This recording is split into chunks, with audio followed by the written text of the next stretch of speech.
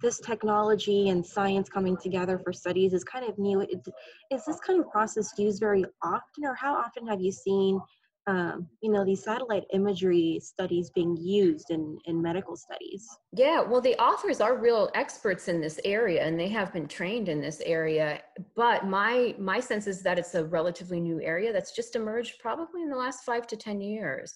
However, I know that intelligence agencies like the FBI and other intelligence, CIA, have been using this kind of information to piece together the puzzle for intelligence questions. So it's interesting to see it being used more and more for epidemiology.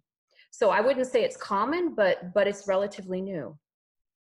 And then also, I think the study only looked at a couple of these hospitals in high density areas. So it's Exactly. almost like limiting the scale of the study and limiting the possibilities of where it exactly could have come from, right? Right. And they only looked at the data over a 2-year period too. And again, the parking lot variability, the numbers that they're finding for the increase in cars in the parking lot actually fall within the variability from year to year. So they're not wildly above the already existing variability from year to year.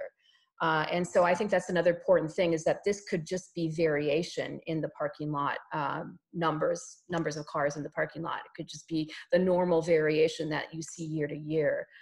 They do make a convincing argument that this piece of evidence, new evidence that they're finding, when pieced together with some other studies that have been done that have done more of the molecular biology of the virus to try to determine its origins, that together may tell a story that the virus originated, well before November, December 2019.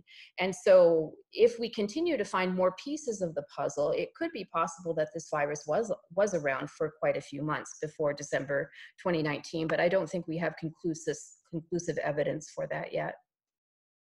And I know this is obviously a very new virus, but is it possible to ever pin down exactly when, where, and how these things started?